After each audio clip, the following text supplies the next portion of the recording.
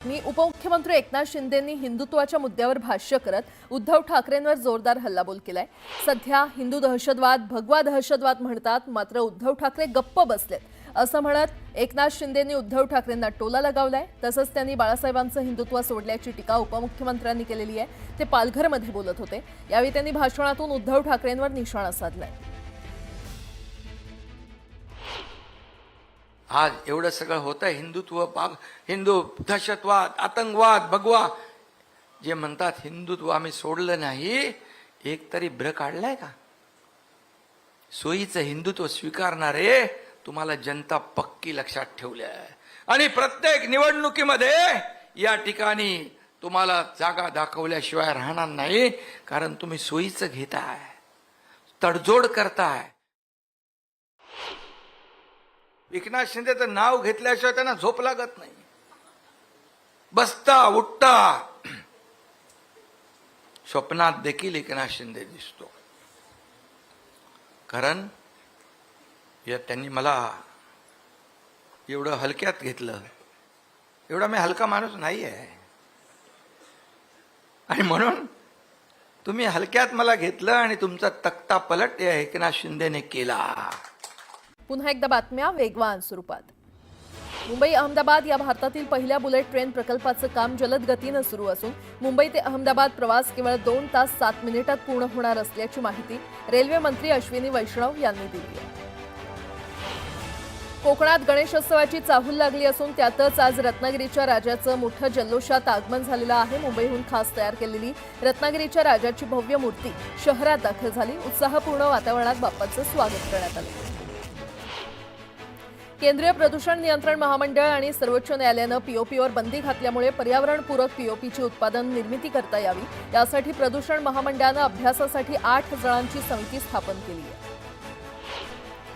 राज्य सामायिक प्रवेश परीक्षा कक्षानं इंजिनिअरिंगच्या पहिल्या गुणवत्ता यादीमध्ये कॉलेजचे वाटप केलेल्या विद्यार्थ्यांना प्रवेशासाठी मुदतवाढ दिलेली आहे आणि त्यामुळे आता विद्यार्थ्यांना सोमवारी संध्याकाळी 5 वाजेपर्यंत कॉलेजमध्ये जाऊन प्रवेश घेता येईल। या फेरीमध्ये 1,44,776 विद्यार्थ्यांना जागांचं वाटप झालं होतं। जळगाव जिल्ह्यातील चाळीसगाव इथे बंजारा समाज संवाद मेळाव्याचं आयोजन करण्यात आलं होतं। या मेळाव्यामध्ये बंजारा समाजाचे नेते मंत्री संजय राठोड यांची प्रमुख उपस्थिती होती।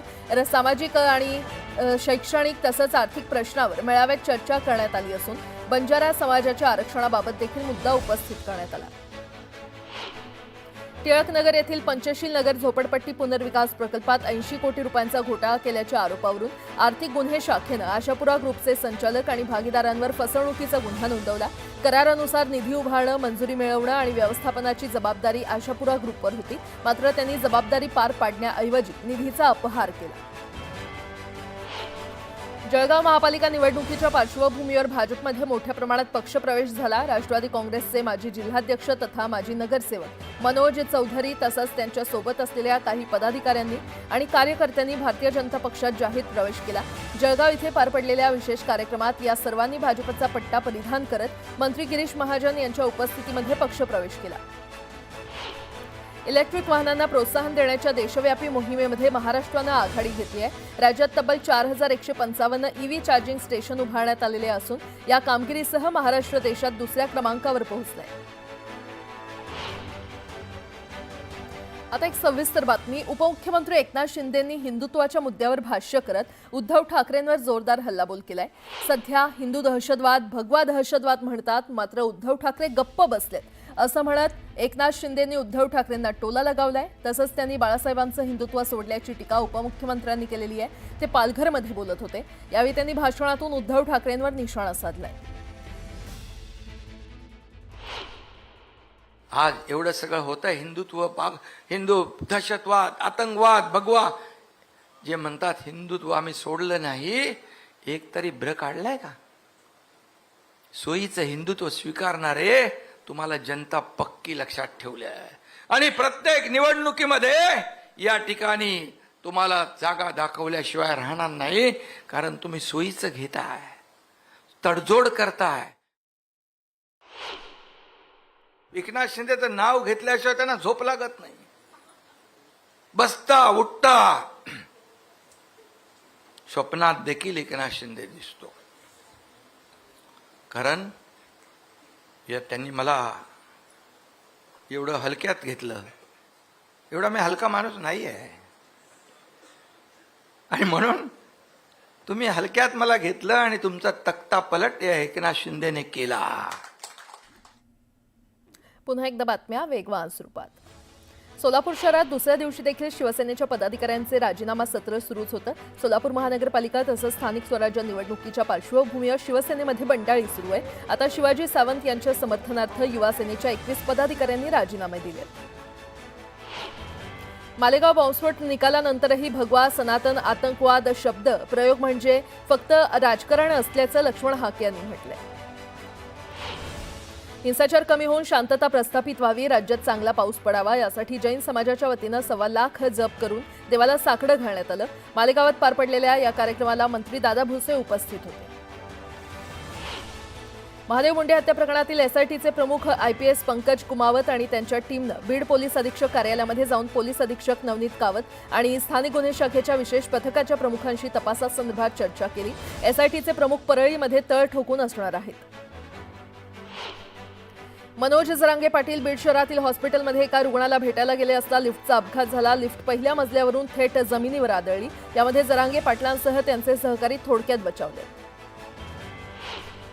बुलढाणा जिल्ह्यातील भोन गावात असलेल्या भूमिगत बुद्ध स्तूप परिसराला प्रतिबंधित क्षेत्र म्हणून घोषित करण्यात आलंय.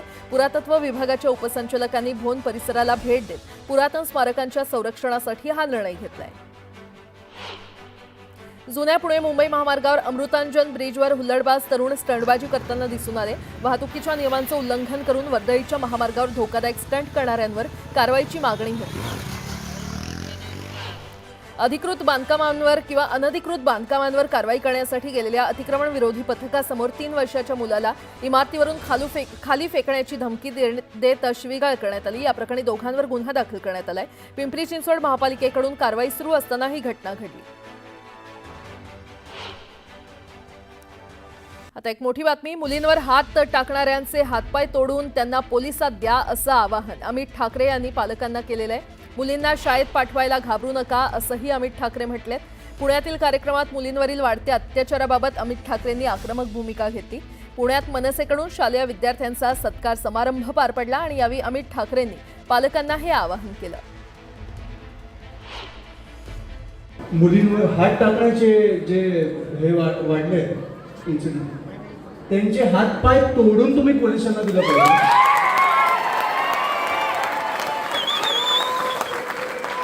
आपण जे छत्रपती शिवाजी महाराजांच्या आपण राज्यात राहतो त्या मुलांचे हात पाय तोडून आपण पोलिसांकडे दिले पाहिजे. पुन्हा एकदा बातम्या वेगवान स्वरूपात.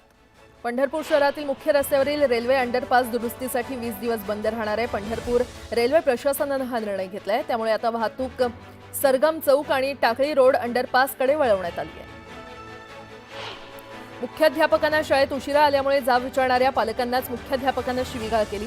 अमरावती जिल्ह्यातील कणी मिर्झापूर जिल्हा परिषद शाळेचे मुख्याध्यापक प्रकाश गुल्हाने यांनी पालकांना शिवीगाळ करत दमदाटी केली.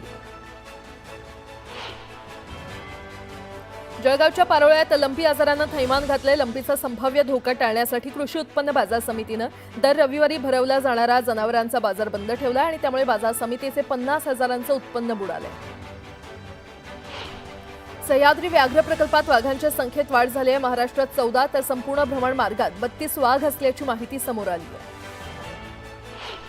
डोंबिवलीतील कासा रिओ आणि कासा गोल्ड कोऑपरेटिव्ह हाऊसिंग सोसायटीच्या निवडणुकीवर सोसायटीमधील सदस्य आणि रहिवाशांनी आक्षेप घेतला. निवडणुकीची संपूर्ण प्रक्रिया अपारदर्शकपणे पार पडली. उपनिबंधकाकडे आक्षेप नोंदवून देखील दुर्लक्ष करण्यात आल्याचा आरोप रहिवाशांनी केला.